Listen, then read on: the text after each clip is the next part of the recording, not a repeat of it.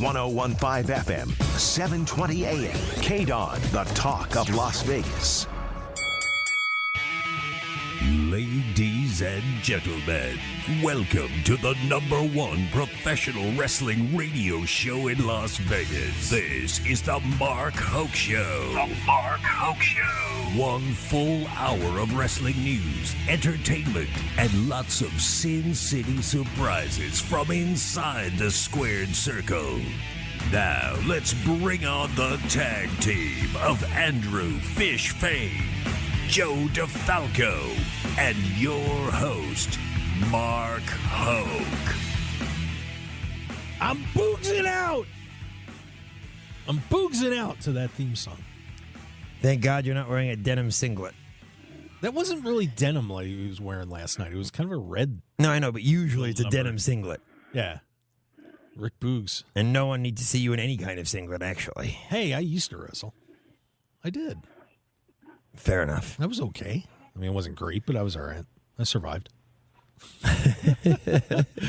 Oh, my God. Welcome to the Mark Hoke Show, everybody. We're back after getting the through disaster last night's that was the Royal Rumble. Oh, yeah. And I watched that thing twice just for all of you. I will say this. The best part about the Royal Rumble is you didn't even have to watch it. We told you last week exactly what was going to happen. We did. Joe and Mark nailed it on the head. I am Mark Hoke. Thanks for being with us here on KDWN 1015 FM, 728. All those Talk people Las who Vegas. listen to me and bet Ronda Rousey at 18-1, I want my cut. Oh, man. We were just talking about that, too, but let me introduce you guys. Andrew Fish Fain. Woohoo. What's going on, big man? Very depressed about my favorite pay-per-view. I'm sorry. And, of course, from future stars of wrestling with the Big Mecha card coming up on Friday 4th. night. And it's going to be an amazing evening. And, Joe, I got to talk to you about that because I got the night off. Joe DeFalco. There you go. Yeah, I'll tell you, I finally decided to sit down and actually watch an entire pay-per-view. Yeah, that's exactly. I mean, you could not have crystallized my thoughts any more than that, Joe. That was exactly what I thought of the Royal Rumble, unfortunately.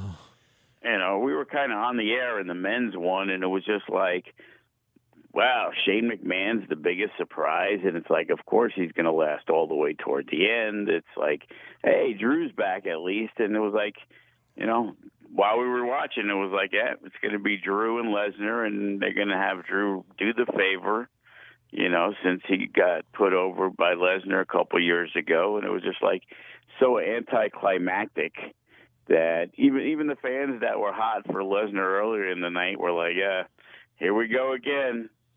Seen this before. This was What I thought was obnoxious, I'm sorry, real quick. What I thought was obnoxious was the fact that the other big surprise was Bad freaking Bunny. Stop. Just stop with Bad Bunny. He had his run last year at WrestleMania or whatever, 2 years ago, whenever it was. We don't need to see him in wrestling ring anymore. Just stop. He was fun. He likes wrestling. He actually did a good job. Give the guy some credit. I will.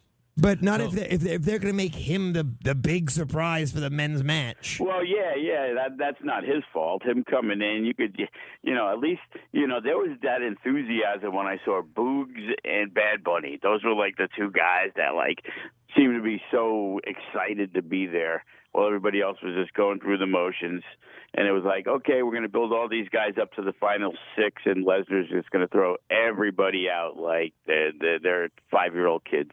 Yeah, we were talking about the WWE Royal Rumble that took place last night, the big pay-per-view that sets up the road to WrestleMania. So the road to WrestleMania is kind of looking like a little dirty. Am I to understand now that for the most part, WWE pay-per-views are going to be on Saturdays instead of Sundays? They've been talking about that. We'll see. Here there might be a change. Money in the Bank now they're talking because there's a UFC card on Saturday, which they were planning on doing. So we planned on doing a really big show on that Sunday. And now all of a sudden the reports are, they may go back to doing Sunday to not compete with the UFC. So I'm glad I told you about that last week, by the way. Yeah. How about that?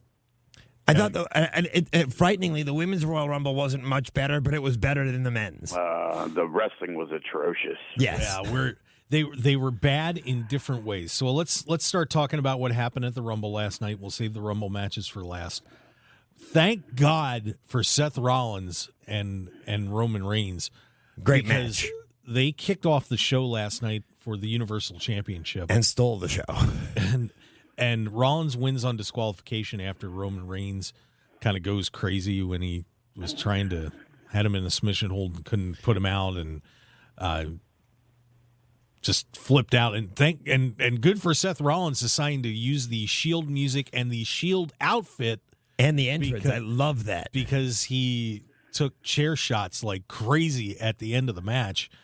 So not only that, but when Roman Reigns had him down right near the end, and he's still laughing, he's writhing in pain and laughing. It's just so perfectly Rollins. You know, we I said last week, and we talked about it, that Seth Rollins is kind of the unsung MVP, and they had easily the match of the night last night, no question, no doubt about it. And Seth Rollins is just on right now. He is on. Joe, what were your thoughts on the Rollins Reigns match? My thoughts were that was another plus victory that I saw coming. I just didn't expect him to win the belt, but I figured he'd have to win the match because, you know, the way that situation was set up. Yeah, it was a really good match. I thought, you know, it would have been much better if Jon Moxley was involved in the finish, but we knew that wasn't going to happen. So, you know, they did what they needed to do to make, you know, the really big match at Royal Rumble, of course, meaningless, and now we have to have another match at probably Elimination Chamber or whatever it is, and, you know, then Rollins can do the favor. I think that's exactly what's going to have to happen, obviously, because you got to set up Lesnar and Reigns for WrestleMania, which is where everybody knows we're headed already. Well, you know, my thoughts on this is if I'm booking between these two and thinking, well, you know, where do I want to take the Rollins Reigns relationship? I don't know if I really want to settle this too soon. I think this is something that they could run out for quite a while. Well, you could have something happen at WrestleMania with Rollins and Reigns possibly, and keep this rolling. Maybe even in the SummerSlam. I don't know, but the one advantage they have. But those two are just so good, and I don't want that to end. No, and the one advantage they have is the fact that Rollins is still a Raw superstar, while Reigns is on SmackDown. So Rollins won't be on SmackDown every week trying to challenge or get in Reigns' face until they change their mind. Right. But well, you can, you know, because you can do whatever you want when they want to do it. So it's like, you know, what's the excuse to get him to SmackDown? But then now that he has to go back to Raw, is he being punished like a 4-year-old? Basically. But a great match, done well. Would highly recommend. Despite some of the other things, turn it off right afterwards. No, I wouldn't say that, but pay attention on this one. We also had last night the match between we're getting there. I was going to mention the Miz Maurice Edge Beth Phoenix match, which wasn't terrible. It was generally what we expected. It was actually a little better than I thought it was going to be. But you have four good workers there that did a nice job. What really stood out was Beth Phoenix's hair. It was. I don't know what that. It's Mad Maxie. I think that's a good way to describe it. It's like that faux hawk thing working, right? Yeah. I don't know what's up with that. If they were trying to look like they were prehistoric or in the apocalypse or whatever. As I said, she was going to give the glam slam at some point to Maurice. Yeah, and what happened. But the one thing that I will say about the match was at one point when I was watching it, I actually thought there was a chance that Miz and Maurice were going to pull that out. So I thought they did a good job. It's not going to be a Royal Rumble classic, but it was serviceable. It's not going to be a feud they continue, is it? No, they how are they going to continue? The babyface won the singles match to set up somehow the tag match to get revenge, but even though they already won the first time, and then they just won the second time. So good, they're moving on. I just want to make sure because I don't need to see more of this. Yeah, because now we're going to look forward. Edge is going to feud with AJ Styles, Happy Corbin. No, don't just stop. Wow. See it even him and Moss. it's going to be him and Moss against Phoenix and Edge. Yeah, Phoenix. They're going to put the. I'm going to introduce the new intergender belts that I think WWE's missing the boat on. You know. Oh, good Lord! I think he made Fish throw up in his mouth. You did. And we haven't gotten to the Royal Rumble matches yet because there were several surprises in the women's that didn't happen that I thought were going to. Yeah, disappointment there. We had Becky Lynch and Doudrop. Not a horrible match. No, decent match. And, Doudrop, wrestled like she should. And she really, I guarantee you Becky is going to be a little bit sore after a few of the moves she took. Yeah. So the other one doing that spot onto the stairs, that did not look good at all. Yeah, there was a lot of pain in that match. But solid effort by both of them. And I think the Doudrop, if she would actually change her name and if she just goes back to Piper Niven. Yeah. Has potential. There was a guy named Roddy Piper, so she can't be Piper. Well, they're doing Rowdy Ronda Rousey. Yeah. Well, that was okayed by Roddy Piper, and it's Ronda Rousey who, they're probably paying the second most amount of money to have on the show next to Lesnar. She's making a lot of shekels. My problem in that match was Doudrop has been built up to absolutely have no chance to win, so it was witnessed by the crowd when she did hit some big moves, and it could be the finish. Nobody reacted because nobody expected it to even have a chance to happen. Right. It's another issue of storyline, right? Storytelling that this was just kind of dropped in. Not to use the word dropped in there, but especially after you saw the women's one good match. But especially after you, because that match was after the Women's Royal Rumble, correct? Yeah. And especially after you saw who won the Women's Royal Rumble, you kind of knew that Becky Lynch had to win the match she was having against Doudrop. Well, I don't think anybody thought that Becky was going to lose. But even if there was even the slightest chance, that was erased by the winner of the Women's Royal Rumble. Yeah. So, okay match there as well. Brock Lesnar and Bobby Lashley for the WWE Championship. Oh, you talk about as many times as I'm wrong. I actually felt good that I was right on this one. You weren't just right. You were spot on. Paul Heyman cost him. He turned.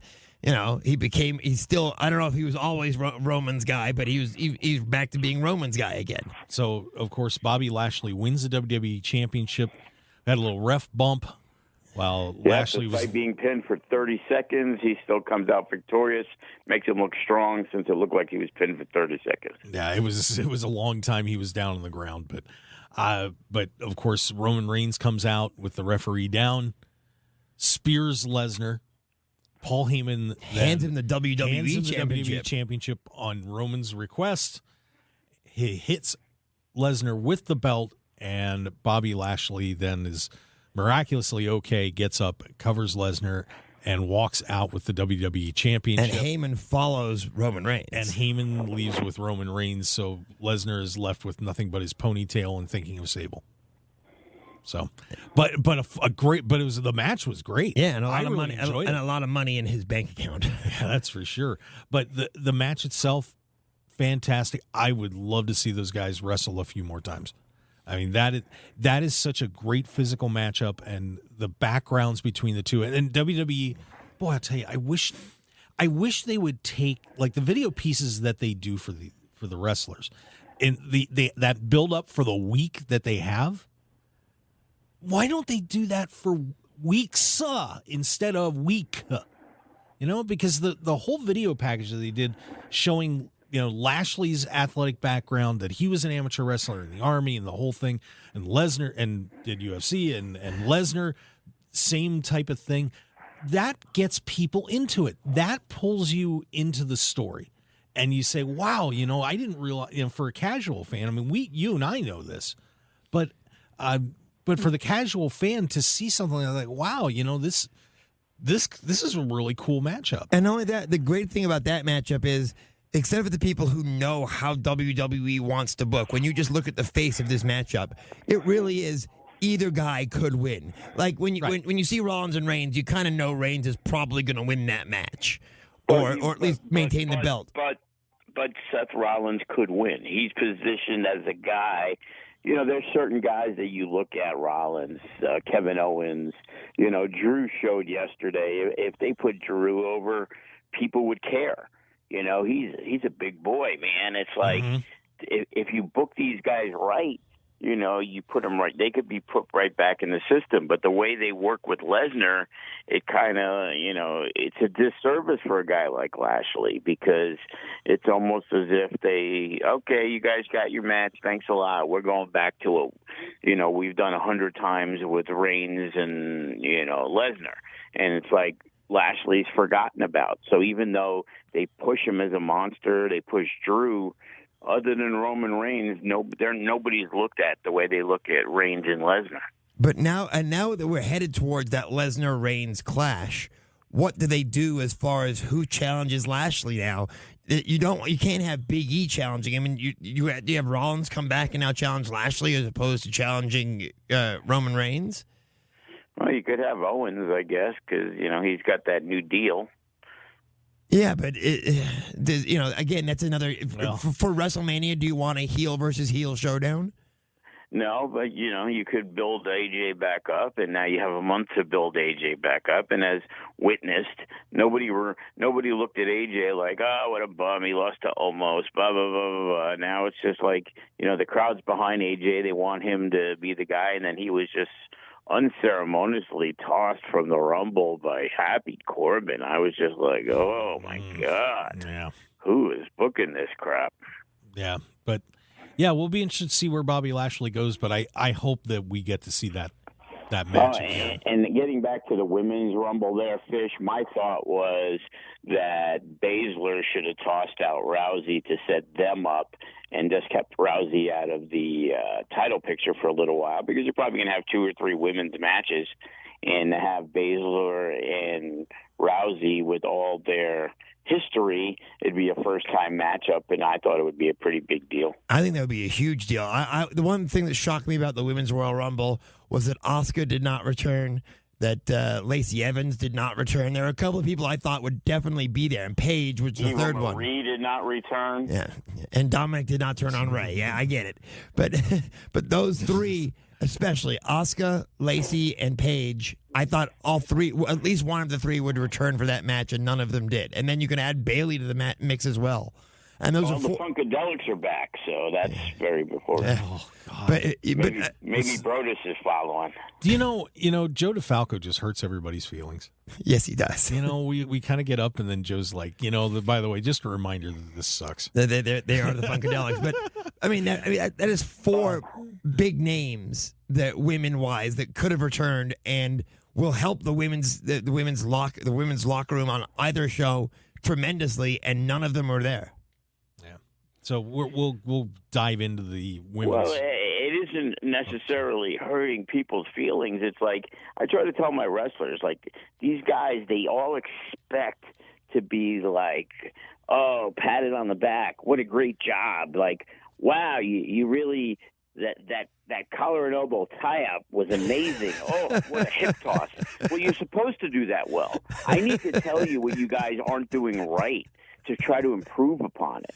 If you're in a match and you think it's a big deal that you did a good arm drag takedown, then you have a long way to go. And it's not my job to tell you every little thing that you supposedly learned as your basics that you did them right. So it's the same thing when you're watching the match. It's like, what should have been done better? You know, as you said, with Rollins and Reigns. You know, these guys are 2 of the best in the world. You're not going to pick apart their wrestling, but you're going to pick apart the finish. You're going to pick apart things that could have been done better, and that's what you're supposed to improve upon. The problem is nothing ever gets improved upon. You go over the same thing, and every single match should have been better. And there was crappy finishes. You know, the Rumble was terrible. There was no build-up. It's like, is AJ Styles supposed to feud with Happy Corbin? Is that the setup? Or is it just a random nothing throw-out that when the Royal Rumble started years ago, the whole process was to build up 4, 5, 6 different future feuds. Right. Now I didn't see nothing coming out of there. No, that's absolutely correct. There was absolutely no build up to any future feud between anybody in either Rumble. Really, Well, I'm hoping not, because there were some things that did happen in the Rumble matches that could set some things up, but things that I don't want. I mean, I have a weird feeling that Pat Patterson didn't put this match together. You know what? You're probably right. He's dead, everybody. I tell you, right now, he would have done a much better job than whoever did do it. Yeah, we'll break down those Rumble matches here in just a little bit. Before we go to commercial, though, I wanted to give Joe a little extra time here to promote his event coming up for Mecca, for the Future Stars Wrestling event at Silver Nugget coming up on Friday night. Bad Bunny going to show up there, Joe? Joe, what do you... I could only wish Bad Bunny would show up. That would be something. Joe, tell everybody a little bit about what's going on with you on Friday night. Well, we have probably the biggest card we've had in close to 2 years. The Mecca event is, we like to say one for the ages. We got Killer Cross coming back. We got Scarlett there. We got superstars from literally every organization, big-time organization in wrestling. We got the AEW representatives, Casey Navarro, and most importantly, Brian Cage. We got the MLW stars. They're 2 top guys, Hammerstone and Jacob Fatu. We got Davey Richards, AAA, Sam Adonis, Ring of Honor, Kenny King. They're going to be facing off. TJ Perkins, one of the best technical wrestlers in the world, mixed in with, some of our best talent that's been doing it for 6, 7, 10 years. The Funny Bones, Remy Marcells, we got Willie Mack wrestling, and it's just a who's who. Even ring announcer-wise, we got Melissa Santos from Lucha Underground, Cage's wife. We got D'Lo Brown on commentary. So... unfortunately, I'm sparing, no expense to put together this huge card, and then we get to return to the Silver Nugget, where it was our original stomping grounds, where we started things off with guys like Superfly Snuka and The Godfather, and, basically tried to build that FSW brand. And 12 years later, we are back there with... without a doubt, possibly the biggest show that we've ever done. So, because pimping ain't easy. How's the catering in this event, by the way? Was that? How's the catering?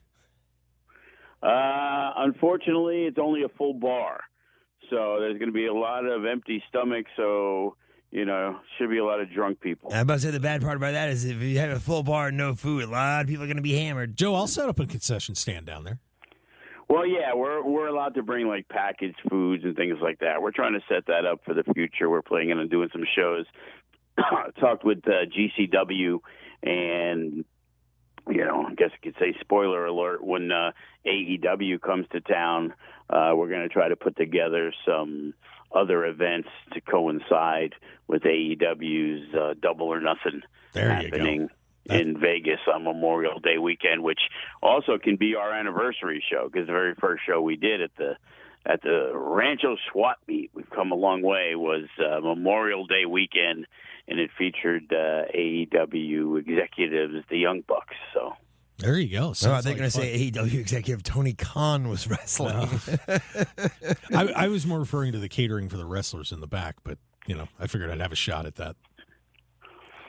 But that's okay. Yeah, I don't break down for that. I just bring them waters. I'll bring some potato salad for him. Anyway. Oh, good Lord. All right, so we are getting ready to head into the second half hour of the show. Please, of course, follow us on Twitter at The Mark Hoke Show, Facebook, The Mark Hoke Show, and we are going to be talking about, of course, the Royal Rumble matches. What happened? Why good? Why bad? Why ugly? No good. All bad. All ugly. It's no bueno. But we'll get into it. It's going to be fun. So stick around, everybody. We will be right back.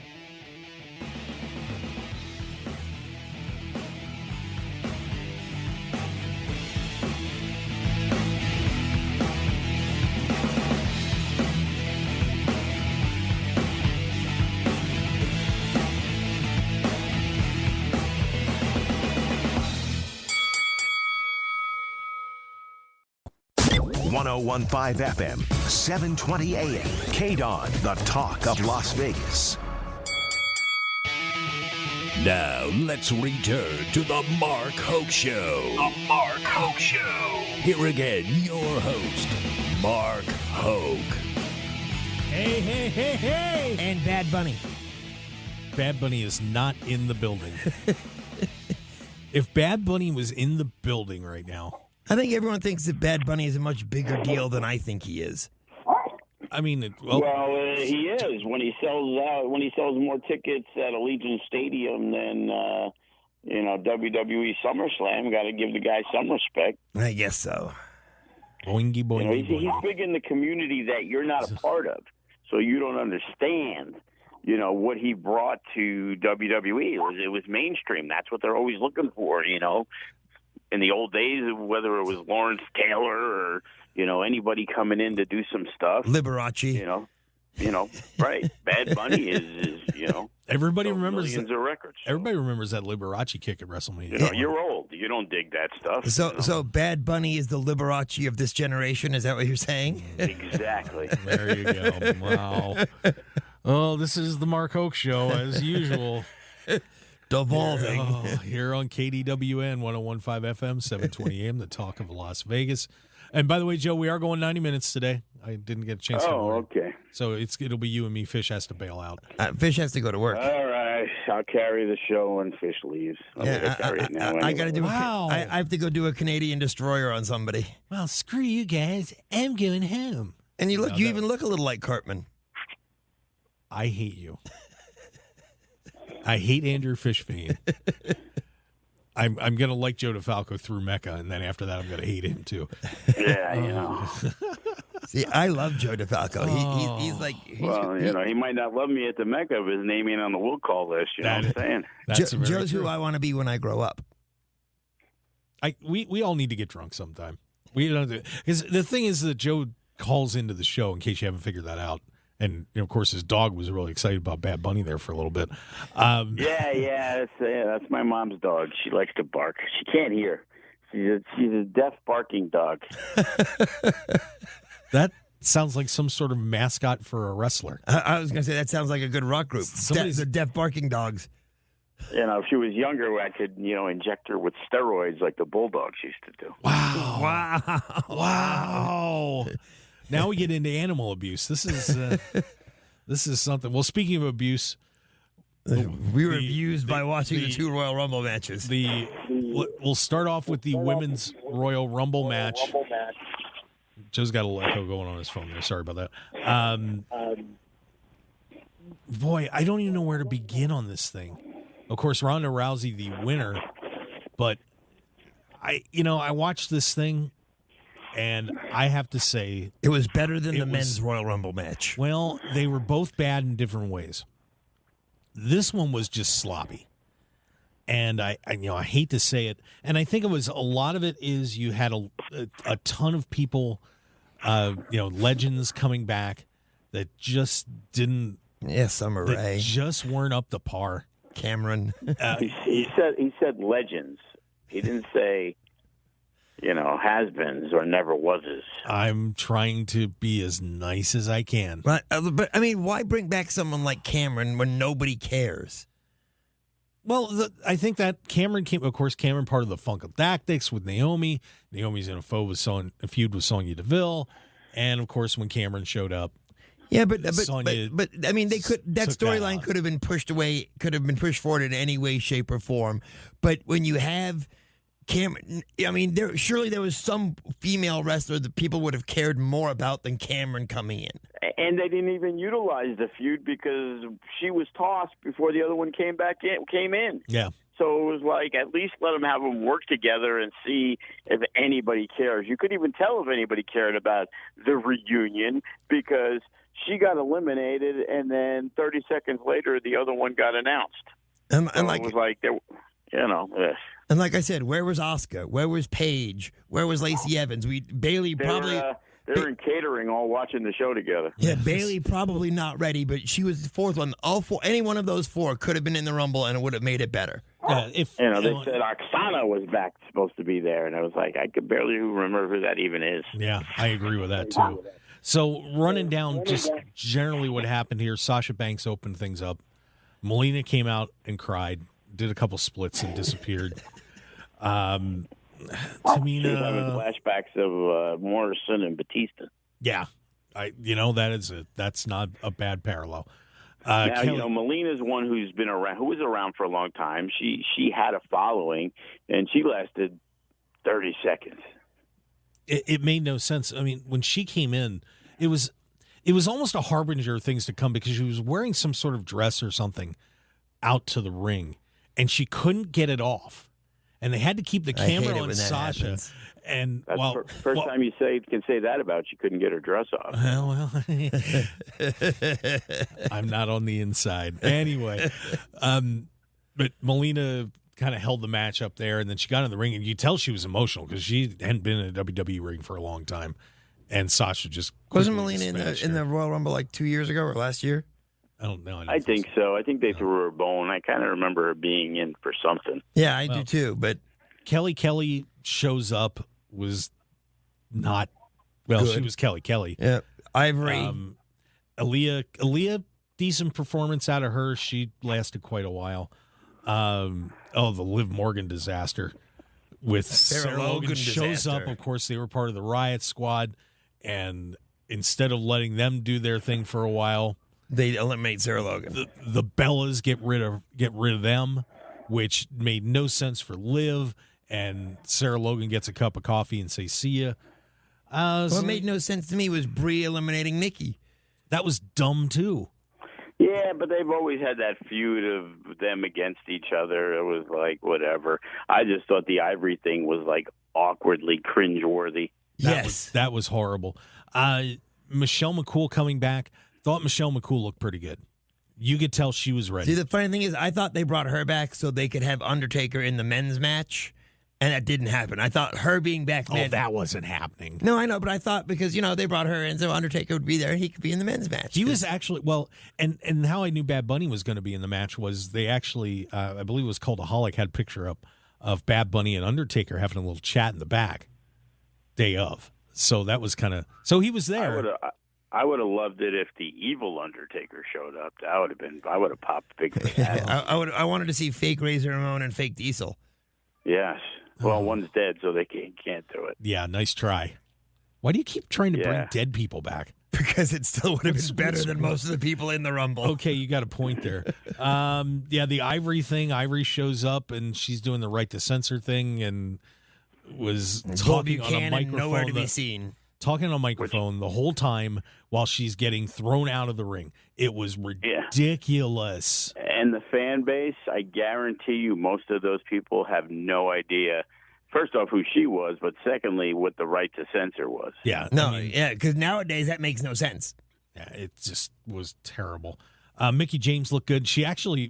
They had a graphic of her as Impact Women's Champion. She wore the belt. Mickie did a good job. And I will say this, on Impact before this event, they really sold her being in the Rumble, and they were talking about the Rumble. They were on Impact. They were talking about her going to WrestleMania and fighting for they didn't say SmackDown or Raw championships. They just said the championship belt. Yeah. So Mickie James gets in there. Alicia Fox was there. Why? Was she wearing the captain's hat again? Are you starting to see why this match was not good? Is she wearing the captain's hat again? No, I don't believe so. No, she was just... Well, when you have all of them, Summer Rae was never considered a good worker. Kelly was never a good worker. Well, I know that, but when Summer Rae was introduced in her hometown and the audience didn't care, you knew the fact she was back in the Royal Rumble didn't matter. She got some... Well, she managed two guys that nobody cared about either, so... She managed to get some Twitter love, though, when they called her a legend and everybody made fun of her. And yeah. She milked that the whole way. I got to give her credit on that. Well, yeah, she had a good week. She got a free Starbucks from somebody who recognized her. Yeah. She was. Someone thought she was Eva Marie. Wow. She also. At least she would have added something if she was in it. She insulted balding guys that on Twitter. Something like balding middle-aged men think they have a chance with me, and they don't. I'm like, Honey, we forgot about you a long time ago. Who are you again? That one. Yeah, sorry. Molly Holly showed up and got in a superhero fight With Nikki Ash. with Nikki ASH. That was another cringe-worthy moment. Predictable, though. Very. Lita came in towards the end. She did not look good. I'm sorry. And apparently there's rumor, I don't know how true it is, that she's going to have a more extended run in WWE now than just the Royal Rumble match. Then she had better get her butt back in the ring and clean some stuff up, because she Of course they're going to. You know, they did it with Beth Phoenix. She announced, now that she got the match. And then they did it with the other one, who remembers names anymore, because it's just like... Oh, yeah, the other one. I remember her. Yeah, it's like, okay, you know, who would they have cared about? They would have cared about Trish. Well, probably Sable was in the back. They should have Sable come out. Absolutely. Oh. But, again... No. I know that Bailey is probably still injured, but you can't tell me Lacey Evans has not had the kid already and is prepared to go. Asuka, the same thing. Where were these superstars who would have done a better job than most of the people in that in the Women's Royal Rumble? I don't know. Ronda Rousey, of course, shows up, the former MMA world champion. She got a big pop. And wins the match. Went down to her and Charlotte at the end. Big shock. They teased a battle there between Rousey and Shayna Basler, which I think, as Joe said, MMA. would have been absolutely brilliant. Would have been fun, but they held it off. But of course, they had to make her win and have to make her in the main event at, WrestleMania, God forbid. Like, if she's working for a year, she's got other things she has to be able to do in that time frame.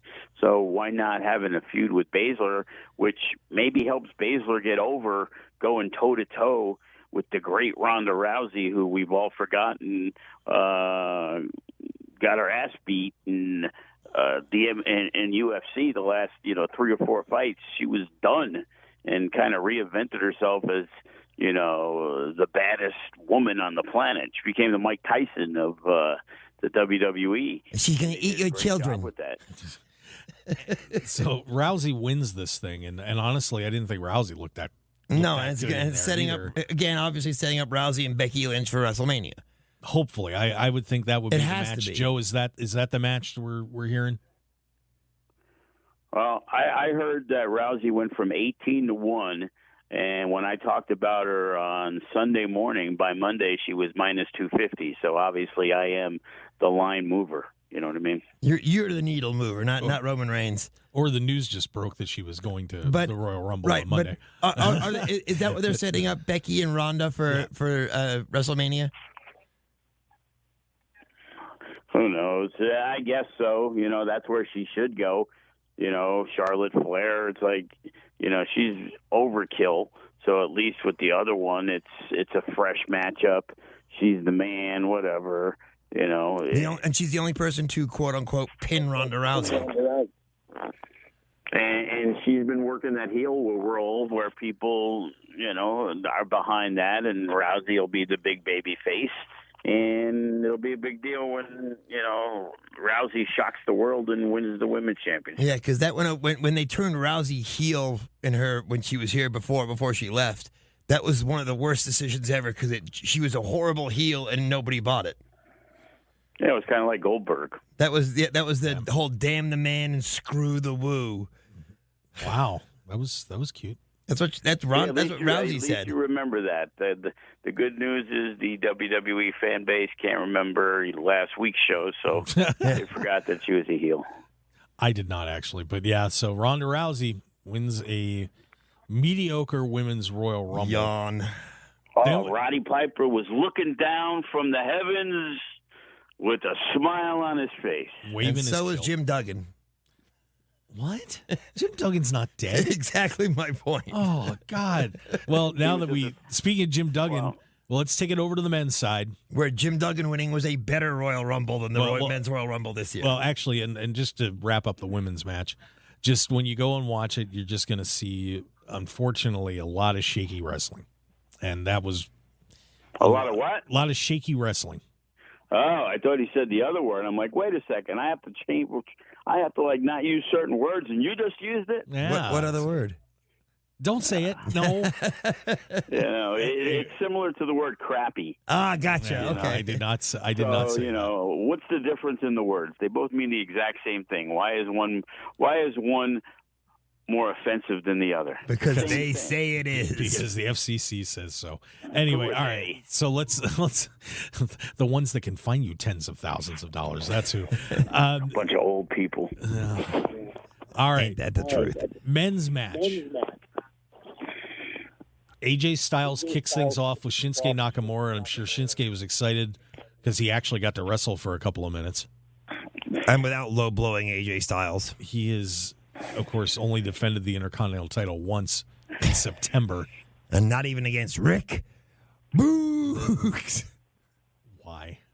He got popped. He got a pop, man. He looked like Big Bully Busick to me. Yeah. There you go. He looked like Gary Busey to you? Is that what you said? No, that's not what he said. He was comparing the Big Bully Busey. Busick. I know. Remember when Nakamura versus AJ Styles was a big deal? It was the main event of WrestleMania. In Japan? This should have been a big deal. A long-time rivalry. Didn't happen. No. Because they don't know how to book. And now AJ Styles, I went back, because we were on the air when this was going on. So I went back and watched it last night. Nobody that was even in contention to win this match came in after AJ Styles until around 2021, when Riddle and McIntyre hit the ring. And that is when did Big E come in? Big E was 26. Oh, okay. So you're right then. I thought Big E was earlier than that for some reason.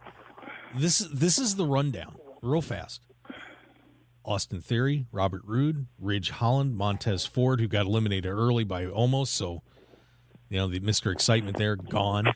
Damian Priest, Sami Zayn, Johnny Knoxville, Angelo Dawkins, Omos, Ricochet, Chad Gable, Dominic Mysterio, Happy Corbin, Dolph Ziggler, Sheamus, Rick Boogs, Madcap Moss, and then we get into Sheamus could have won. He's won one before. He was. They really missed it on him. It's like I was never the biggest Sheamus fan, but he got himself over. He's a big guy. He can work, and it was like this guy went from being a world champion to just being thrown partners. He's like the new Cesaro.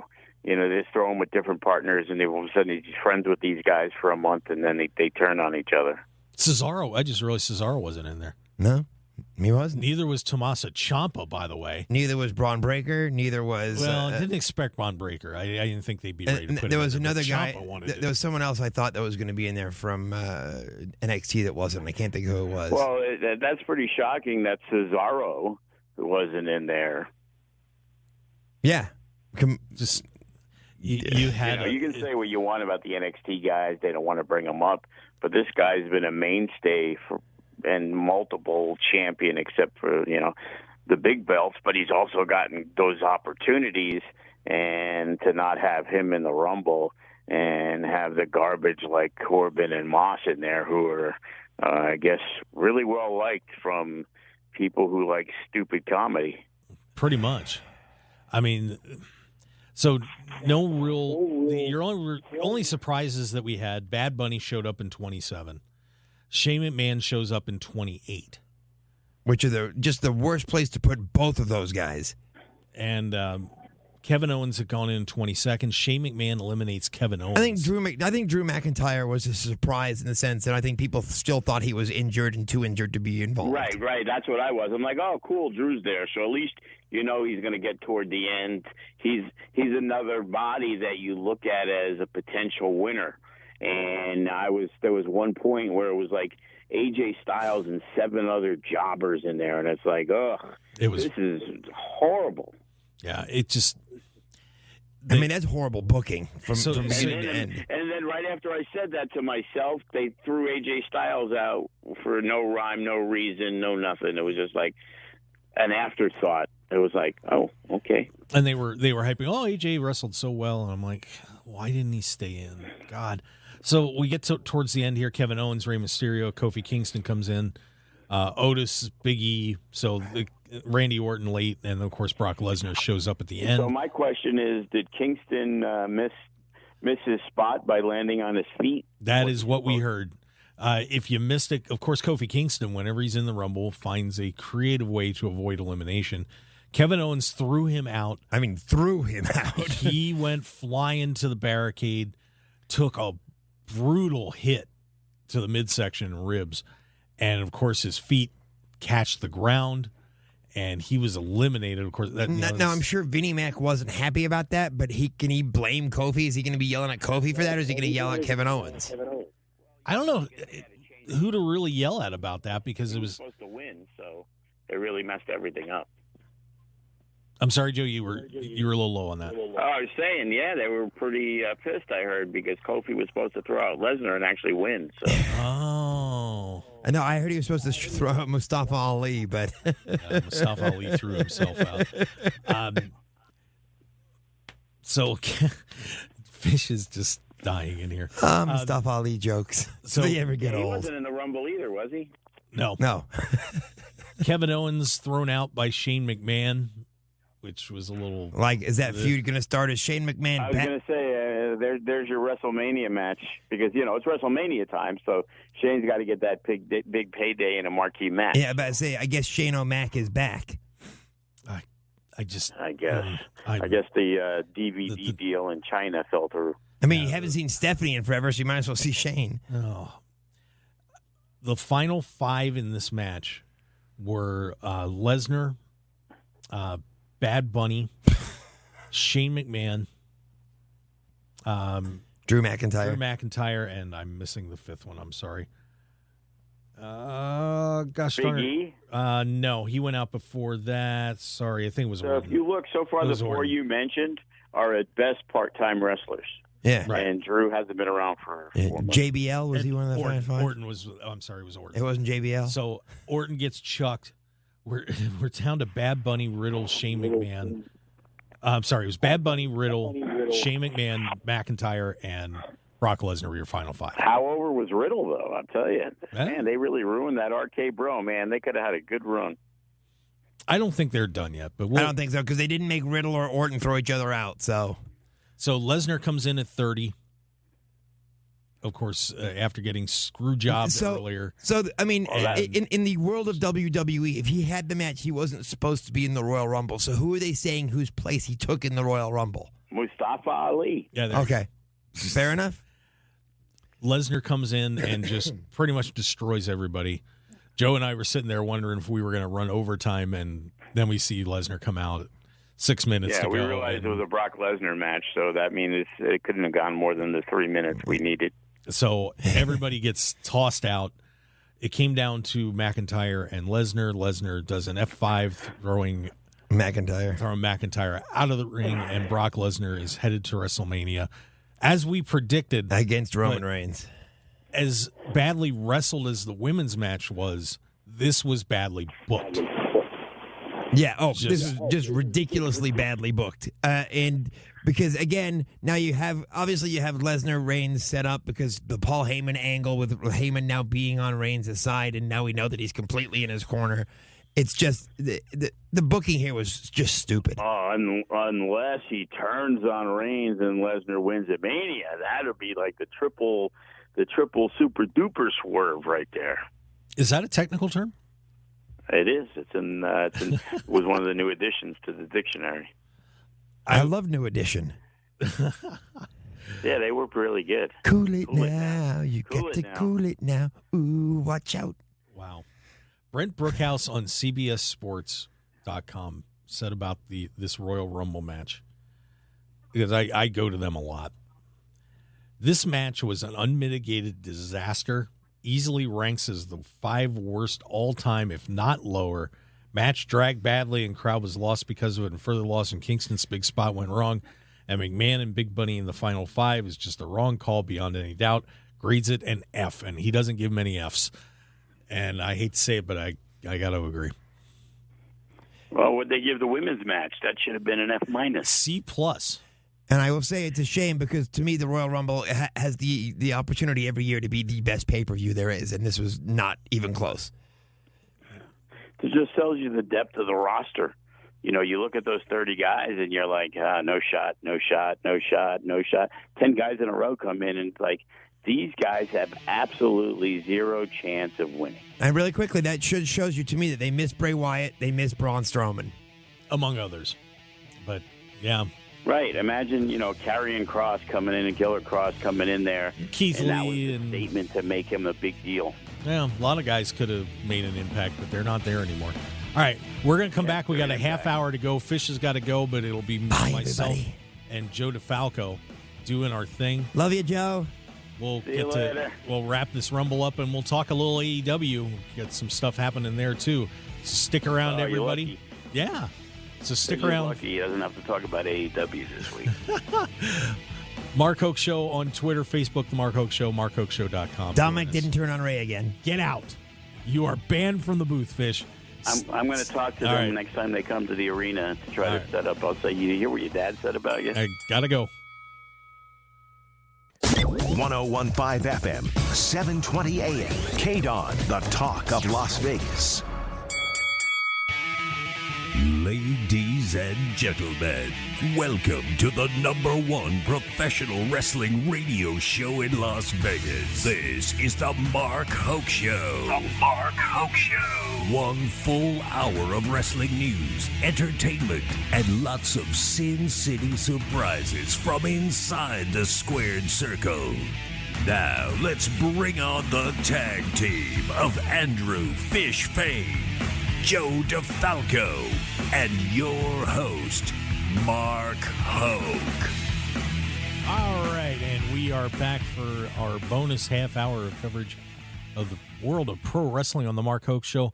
Fish had to bail out, but we've still got from future stars of wrestling, Joe DeFalco. Make sure you go to fswvegas.com and check out what he's got going on. The Training Academy, and, of course, Mecca coming up on Friday night. Get your butts down there. Awesome card. Joe, thanks for sticking around, buddy. Sure, I didn't want to let you fly solo, you know what I mean? Yeah. Who are you going to talk to, yourself? You do that enough already. Yeah, that I do. I will not debate that 1 second. We were talking about the Royal Rumble in the last hour, and just to kind of wrap that up before we get into some other things that are happening in pro wrestling, the women's Royal Rumble didn't really set up a whole lot to me, aside from the main event scene with Ronda Rousey going for the title. Sonya Deville, Naomi, but not much came out of that one. Would you agree with that? Yeah, they try to revisit things similar to like Owens and Shane McMahon. It was like, yeah, they did that years ago. Who cares? Move on to something new, something fresh. But there was nothing fresh about it. It was like, they try to force not the legends, but like the past women wrestlers. It just shows you how, maybe a 20-woman Rumble would work better. Like they're scrounging for people to bring in that, nobody cares about. So it makes it pretty underwhelming, especially in that women's Rumble. Who's going to win? Charlotte Flair. Oh, Rousey's out. Maybe Basler. But, you could count on one hand, who you thought might be able to win that match. Yeah, and I just didn't see like too many legends in there, and hopefully we're not going to see too much more of them because it just was not well done. A men's side, Mickey James was the best worker out of that bunch. It was like, and she got the pop. And I was sitting here with my kid, and they're like, "Oh, Mickey James." It's like she was with the company for 15 years. She won the title 10 times, whatever it was.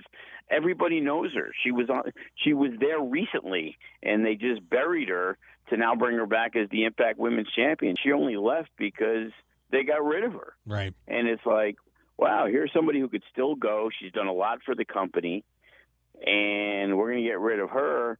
And if you look, you take away the top-tier women that are there, you were scrounging from 20 to 30 to find 10 people capable, and some of them, I guarantee you, haven't stepped foot in a ring in years. Yeah, and it definitely showed. But I do give Michelle McCool credit. I wouldn't mind seeing more of her. I thought she performed well, and being the professional that she is, that did not surprise me. Men's side, a lack of, I don't know, setting things up in that one too. AJ Styles looked pretty good. unfortunately, the Kevin Owens, Shane McMahon thing, I'm worried that they're going to continue that. Like, hey, Kevin, here's your reward for signing a new contract with us. We're going to give you Shane McMahon again. Didn't he beat him already at WrestleMania? He did. That's already been played. So I don't know. I just didn't see a lot coming out of this one either, to be very frank. No, not at all. Dominic and Ray, there was no accident there. One was out while the other was in. It was like, how do you not utilize, like, with Orton and Riddle in there together, the crowd kind of like, they got excited, They thought they might be able to witness something cool. And, whether you think Dominic's ready or not or whatever, why not have him in there with the dad for a moment? That moment will mean something, you would hope, and it's just like they did everything they could to not make it that way. And, you were asking me yesterday about how I put it together, and the way they put it together, it seems like there was no rhyme or reason. It was other than, hey, we're going to get to Lesnar, and we're going to have even then, when there was the final 10, half of those guys you knew had no shot of winning. Yeah. The final 5, you knew Bad Bunny wasn't winning. You knew Shane McMahon wasn't winning. Yeah, and then, instead of getting rid of them and at least having a final 3 of Orton, McIntyre, and Lesnar, which I think everybody would have seen this match in a little bit of a different way if that would have been your final 3 and they'd let them go at it a little bit. And I don't know if that was just time that they were trying to make sure that they were done, by 9 Pacific. 3.5 hours in anyway, so it wasn't like, oh, we need to get off in 5 minutes. They're on Peacock. They obviously run way longer than the 3-hour window that they used to do, so time should have been no issue. And you want to talk about rushing through things, at least in the past, in the Rumbles, at least when you got to the final 2, it wasn't like normally lasting 20 seconds. It was like those last 4 or 5 guys, you got those 30 in, and then it took a while. You got weeded out, and every elimination was a big deal. And now it's just like bing, bang, boom, it's over. Like Lesnar comes in and he's tossing, he's not tossing Moss and Corbin. He's tossing Riddle and Orton and making them look inferior.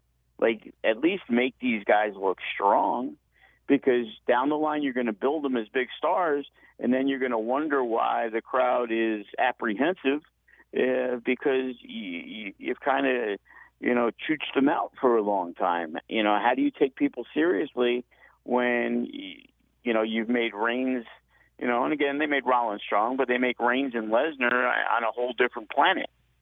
Yeah, this whole Royal Rumble was just, and I hate to say it, overall, I mean, the Rollins Reigns match was fantastic, but otherwise, and blah is just the best way to put it. So I think we'll leave the Royal Rumble there and move on. If it was Monday Night Raw and I was watching it later, I would have fast forward through half that show. I would have fast forward the entire Rumble until the actual announcement came. Yeah, it just wasn't great, but hey, go back and watch it. 3.5 hours of my life. I wasted more because I watched part of it twice. Anyway, there you go. So we do have some other things going on, and AEW had a couple of fun things happening, and of course we also had a little Jeff Hardy issue too. But I do want to make sure that we get to talk about the Cody Rhodes and Sammy Guevara match for the TNT title. Got a 5-star from Meltzer, and I know, but I have to say it was a pretty darn good match, and Sammy Guevara, one of the better spots in a ladder match I've ever seen, where he went off the top rope, jumped on a ladder, and then did a cutter on Cody, who was on another ladder about halfway across the ring. And it just, for a second, it looked like they were suspended in midair. It was, and they did a couple other really great spots in that match, too. Yeah, I'm going to have to check that out. I like Guevara a lot, but it's like back and forth. If you're going to go back to Guevara, what was the reason of putting it on Cody again in the first place for him to leave, to come back? I don't know. Like, again, that's just like mind-boggling stuff. Like, where's the consistency? Yeah, there is definitely a question of why Cody was even given that title in the first place. Unless, well, maybe they're they did a little interview segment after Cody had lost, and he was kind of flipping out a little bit.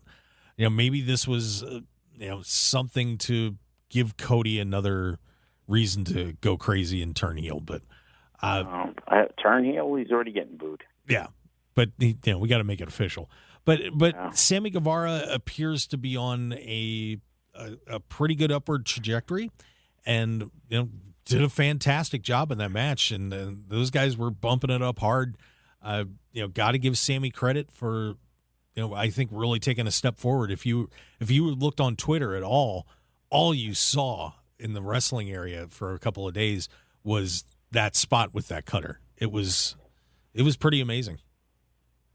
I'm pretty surprised I missed it. I was busy on Twitter looking at the new Killer Cross promo to promote the Mecca event and a lot of good stuff. Tell you what, man, I don't know who he gets to do his photography or his videography, but it looks like it's WWE produced those videos on how, I'm assuming he's paying somebody to do a 2-minute video, or he's got some good friends in good places, because it's his promos are as good as if AEW, Impact, WWE were producing them. Yeah, so we'll look forward to seeing him Friday night. One match we're going to get to see on Wednesday night coming up, and I was a little surprised that they are going to keep this one or get this one going this fast. CM Punk will be taking on MJF on Dynamite Wednesday night. I'm not sure if they've kind of overplayed the promos a little bit. I don't know if there's much more to say between these two. They keep digging up stuff on each other, which is hilarious. But we finally get to see MJF and CM Punk. And the two things I wanted to ask you about was, Joe, first, what are your thoughts on just this match coming up? And secondly, it being on TV as opposed to saving this for Revolution next month. Are you surprised to see that? And how do you see this match coming out? I'm not surprised by it. They're going to use the TV show as the catalyst, hopefully, which is what, smart business people do. If you're not giving away too much, I say the same thing when we're having a Hammerstone wrestle a guy that, man, we should save that for the big show. Well, generally, we're setting something up at that show to make the big show bigger. And hopefully that's what's going to happen in this match. It doesn't mean somebody can't win, somebody can't lose. It just means, they don't do enough pay-per-views to set it up over 2 or 3 pay-per-views, while WWE does every single month. So where are you going to do it? You're going to do it now and then wait till Double or Nothing in May? No, you're going to have no choice. So you got to get it on TV and run the angle, and whether it's a DQ or count out, and most likely, or a screw job, and that's why MJF won, whatever it is, it's going to set up, the big clash at the pay-per-view, which now at this point could be a gimmick match, and it could be the ladder match, or it could be a false count anywhere, last man standing, whatever it is. But that's how you build these things these days. You set it up on TV and you finalize it on the pay-per-view. So when you're doing only 4 pay-per-views a year, TV becomes extremely important to set it up. And it's also the time where you're going to have, 5 to 10 times as many viewers to hopefully utilize to now put it on the pay-per-view. So I'm just curious where you think this is going to end up. Who should be going over in this thing? Because obviously you've got Punk, the returning superstar, but you have your young gun and your probably top heel in the company in MJF colliding here. And I could go either way on this. Who do you think should eventually win this feud, at least the first time around? Well, I think MJF should. I think, you need to build credible guys. You need to push people that you say, that's going to be my world champion. It may not be today, it might not be tomorrow, it may be next month. But MJF, as a heat seeker, he's a guy that can run as the heavyweight champion. Now, it depends on how the booker Tony Khan is. Is he more of, I want these work rate guys? You know, I've had issues with, you know, trying to get a champion to replace a Hammerstone, you know, because, you know, his time with us could end at any time. I know he re-signed with MLW, but, you know, for what he works for us for, you know, there's other offers to do other shows for a lot more money. So eventually he's probably going to, like, lighten his schedule with us and take the bigger paydays, right, which he should do. So with MJF, are they looking at, well, we want guys like Omega and Danielson, guys that can, you know, that can work and not character guys? Because MJF is more of a character wrestler. You know, he's not going to go in there and give you that 4 or 5 star match. You know, he's going to go out there and he's going to draw the heat from the promos, and his character is what gets him over. Now, there's certain promoters, bookers, who love that style and would love to have MJF as their champion. I personally would, but does Tony Khan? We don't, you know, I don't really know. Yeah. But to me, MJF should be pushed as the number one heel, and by pushing him as the number one heel, he has to beat CM Punk, who, as popular as he is, on their roster, he's their number 3, number 4 babyface. So if I can't beat the number 3 or 4 babyface, how can I justify being the number 1 heel? Yeah, and I agree. I think you've got to have MJF go over at least this time around. You can do something later on down the road with those guys again, but I think MJF has to win this feud and move on to wrestling for a championship, or else he's going to get stagnant on this. So I'm with you on that one. You know, and speaking about, you were talking about booking, and, you know, who's going over who. We got to, you know, we have this situation coming up with MJF and Punk, and we had Hangman Adam Page get over on Bryan Danielson, and now we just had Adam Cole lose a match to Orange Cassidy as well, even though saying, well, it doesn't count because it was a lights out sanction match. But, you know, that's kind of to me, that was kind of a shock to see Cassidy beat Cole. I don't know if it's the right decision, but, you know, were you a little surprised to see Orange Cassidy get a win on Adam Cole and ruin his undefeated streak? Well, yeah, but the problem is in AEW, there's so many guys that you expect not to be losing, you know, and there's just too many. It's like, I saw something the other day. Where's Pac? Who knows? You know, he's kind of in, he's kind of out. You know, this is a guy that, you know, should be in the mix for being a champion. Adam Cole's a guy who, in all honesty, he's walked in, and I'm not sure. It was like, oh, great, we got Adam Cole. Oh, what are we going to do with him? You know, there's other guys that are kind of in what would be his role, and that's the as what I said before, of them having too many guys. You can only have 8 or 9 wins on a show. And on a TV show, there's not going to be 9 wins. There's probably going to be 7 wins if you're lucky. If you're lucky, yeah. How many matches are you going to have? Well, you know, you got to get Punk over. You got to get Danielson over. You got to get Page over. You know, Omega's gone, but hey, Moxley's back. Oh wait, we're going to push Lance Archer again. Okay, well, he's got to get wins. And where do those wins come from? You know, thank God they have 45 shows. But does anybody pay attention if Adam Cole wins on AEW Dark?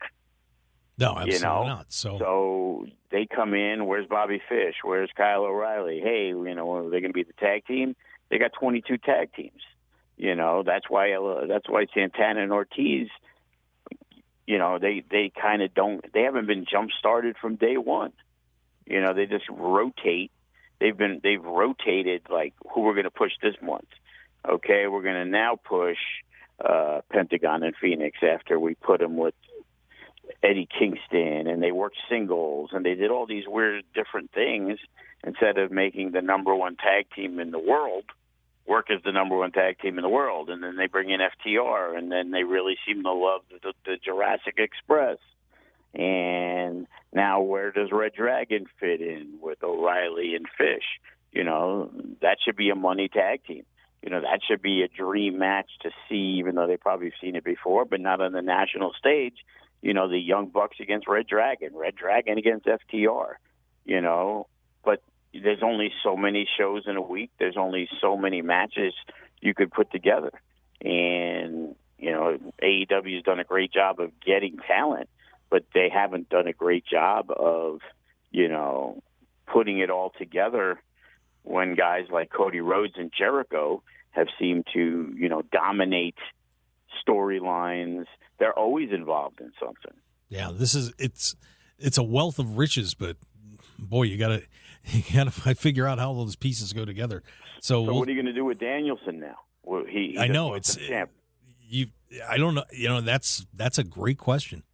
I think they're going to have him go against Moxley, which would certainly draw some attention. So we'll see where that turns out. I did also want to make sure that we got to mention a fairly big story that happened with Jeff Hardy over this past week. News broke that when Jeff Hardy, of course, had been released, he walked up into a crowd in a house show, and then all of a sudden everybody said, "Well, Jeff, you're back on whatever, and we're gonna give you a release." Insane. And unless you go to rehab. And he said, "No, I'm not going to rehab. I'm good." And they let him go. Well, as it turns out, first the drug test came back negative for Jeff Hardy, and WWE just a few weeks ago apparently called him up and wanted him to come back and offered him induction into the 2022 Hall of Fame class if he would do it, and he turned them down. And reports are coming out that WWE is concerned that with him teaming back with Matt is going to be a huge attraction, and they didn't want that to happen. So they tried to bring Jeff Hardy back. But when this happened, we were talking about how weird this story was and how things were going, and something was going to come out soon, and it did. Weirder. Yeah, this is insane that they didn't wait for the drug test to come back before you fired Jeff Hardy. Right. They were getting ready to push. That's why, to me, it was kind of like, okay, we're going to kind of let you go and let you do your own thing, and we thank you for your service. But now it's become extremely weird, and it's like, then I guess it took them 6 weeks to actually get him the drug test that they know he passed. And I think their concern more should be how they look once that story really kind of breaks, because that's a story that can break to the casual fan. There's a lot of stuff that, unless you're deep searching the internet, you don't really know what's going on. But I could see TMZ picking up this story about how the WWE released a guy who got dropped on his head, and he basically left the ring, and before they checked to make sure that this recovering addict wasn't relapsing, they got rid of him, then got back to test, and the test came back negative, and then they tried to get him back, but then they tried to hold giving him the test results. It's a movie. Yeah, this is a potential public relations disaster for WWE, given they've already got an image issue with releasing all these wrestlers on a consistent basis the last 2 years. That's not going to affect them in any way. This might, but this one's going to sting because, and I agree with you, it's a pretty huge story that they claimed that somebody was on drugs and let him go, and they didn't, and then they beg him to come back, and wow, and it isn't Happy Corbin or Moss who, if they leave, nobody cares. This is arguably him, Rey Mysterio, the most tenured over wrestlers that you've ever had in the company over the last 15, 20 years. And to do him like that, they were there for him, when he had his issues before. Supposedly he's gotten better. And it was it seems like, a conversation never happened that maybe should have happened about the situation. Yeah. Did they not sit him down the next day, a few days later? Hey, what happened, Jeff? Yeah, this was just... Hey, I don't remember. I got dropped on my head. I don't even remember. Yeah, this is just a thing where they jumped the gun, and it appears that they made an assumption that just was not true, and this one could come back to haunt him. Immediately, Matt Hardy came up with, hold on, everybody. This might not be what you guys think. Let's wait for the results to come in. So He immediately it's easy to say he defended his brother, but he's also said, hey, when Jeff's had issues, Jeff's had issues. Yep. So, all right, well, Joe, we got to wrap it up. I'm sorry, but we got to. Yeah, no problem. When Matt says, hold it, wait a minute, you would think WWE would have did the same, especially for a guy like him. All right, guys. Hey, thanks for listening. We do appreciate it. Follow us on Facebook at Mark Hoke Show, the Mark Hoke Show, Twitter at Mark Hoke Show, podcast markhokeshow.podbean.com. Hey, we'll see you next Saturday night. Joe DeFalco, thank you very much. Have a great day, Las Vegas.